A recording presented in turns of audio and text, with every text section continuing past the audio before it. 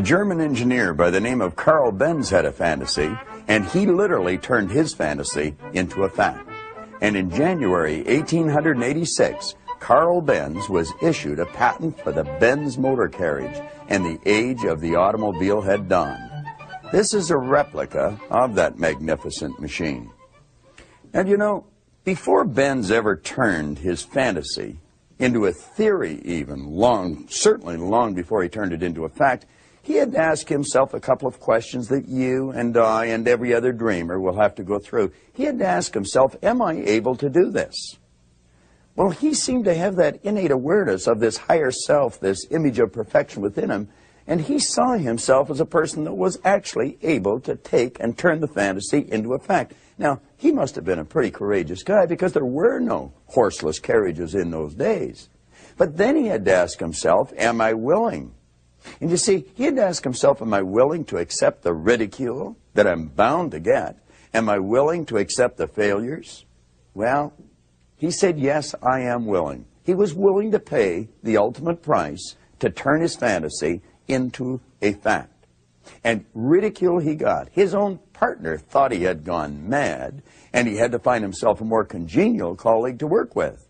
He would take this thing out in the evening. He'd take it out at night, so no one would see him. He'd escape some of the ridicule. And time after time, he couldn't get it going. He had to push it back. But it never dawned on him that he would not ultimately realize his dream.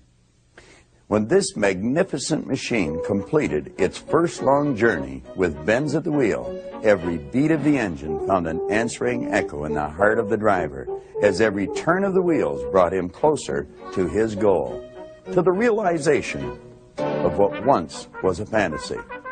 Now, in order for you to turn your fantasies into a fact, you have to go through exactly the same process as Carl Benz. And if you do go through the same process, you'll meet with exactly the same success, regardless of the opposition you might come up against. You have to ask, am I able to turn this fantasy of mine into a fact? Can I actually realize it? Can I turn my dreams into reality? Now, you're either going to say, yes, I'm able to, or no, I'm not. If you realize you are able, if you have an understanding of this potential, this power within you, then you have to ask yourself, are you willing?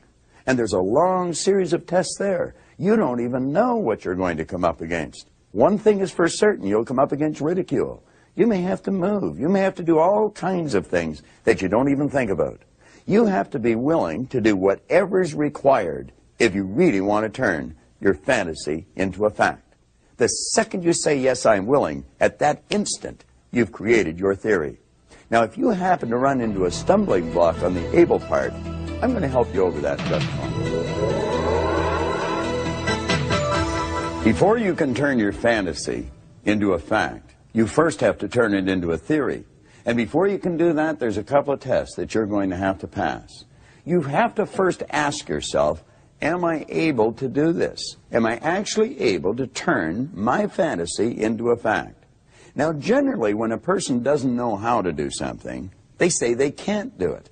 The truth is they can.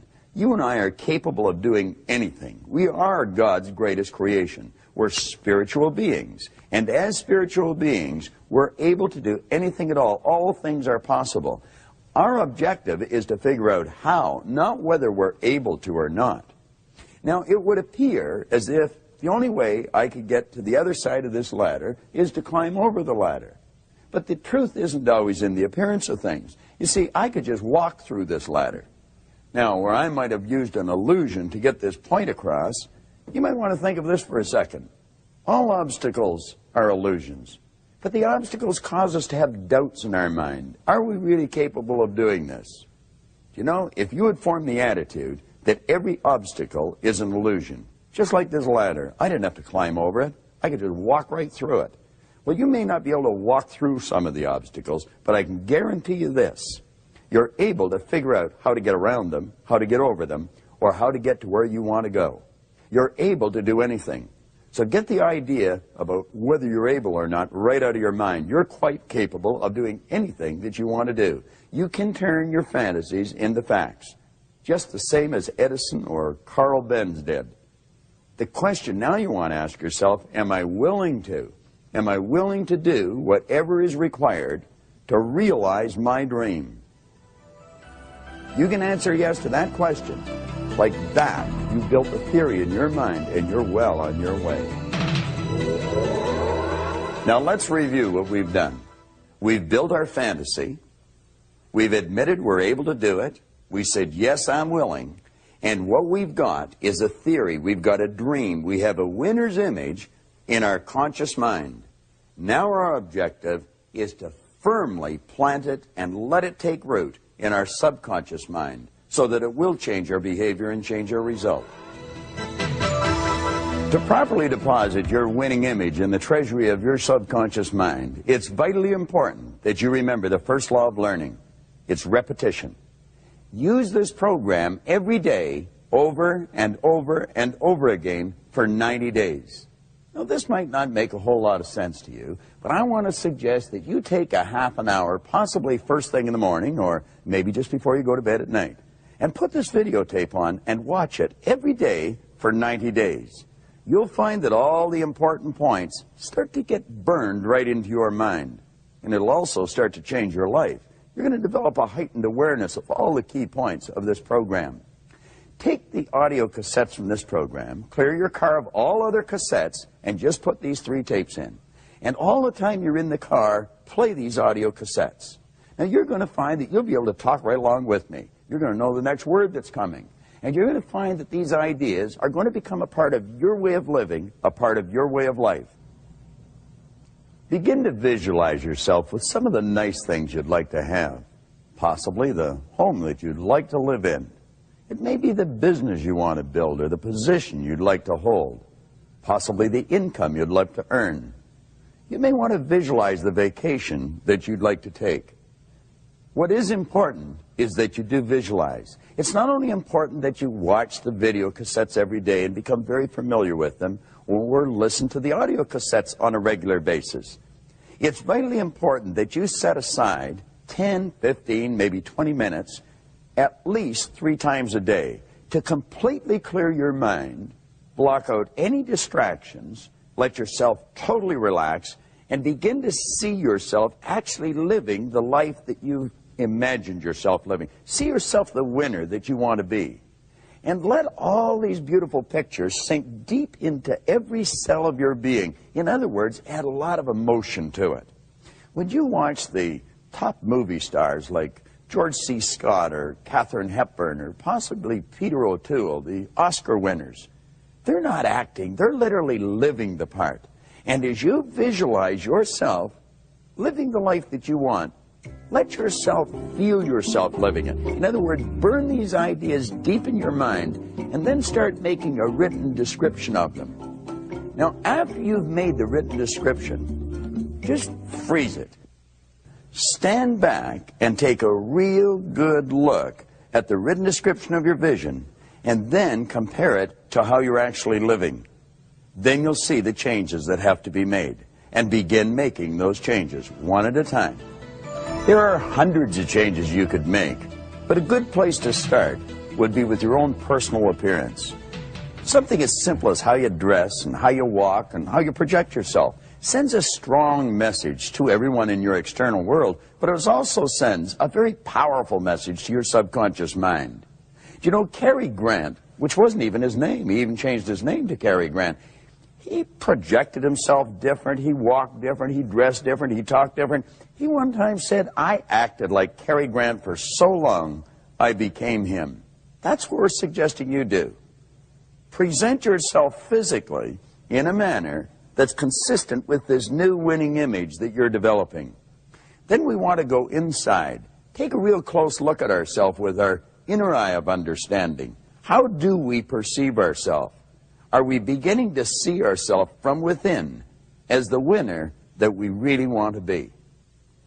When you look at this picture, do you see a beautiful young lady or an ugly old lady? In fact, they're both there. It just takes a shift in focus to see one or the other. How do you see yourself? In the transition period, when you're in the process of implanting your winner's image in your subconscious, there will in fact be 2 people for you to perceive. the old you and the new you, the winner. So every time you see yourself as a failure or lacking in some way, remember this picture and shift your focus until you see the beautiful new you. Now take a look at this picture. If you concentrate on the black areas, you will see two heads facing each other. You could even see conflict in the way the faces are confronting each other. But if you concentrate on the white area, you will see a vase or vessel.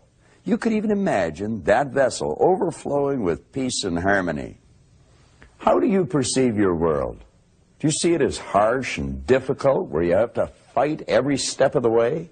Or do you view it in the way a winner does, aware of abundance and plenty for all? A winner is never in conflict with his world. He sees harmony in all situations and lets it work in his favor. All it takes is a shift in focus. Now let's review the overall process. We built the fantasy, we admitted we're able, we said we're willing, we built the theory. We committed to use the program, both the video and the audio cassettes. We've completed the exercises in the workbook. We're working towards making the changes. We're beginning to visualize on a regular basis and emotionalize those visions 3 times a day. Now, do you know, every time we do that, we're impressing that winner's image upon the subconscious mind. And every time we impress that winning image upon the subconscious mind, the old image fades. The one becomes stronger, and the old one becomes weaker. Ultimately, that winner's image becomes our new self-image, and the reflection of it is obvious for the whole world to see and for you and I to enjoy. That's when you'll look at yourself and you'll see you're actually living your fantasy. And you'll know and realize that you've created a better world for yourself and everyone else to enjoy. And you'll also realize that what you're looking at is a reflection of your own winning image. Now, this video has given you an excellent overview of what can and must be done for you to develop the winner's image. I want to recommend that you follow the instructions in your exercise book, listen to your cassettes every day, do exactly what we've suggested, and you're going to turn your world into one of absolute beauty. Remember what Emerson said, what lies before you and what lies behind you are actually tiny matters compared to what lies within you, an image of perfection. Keep developing that winner's image.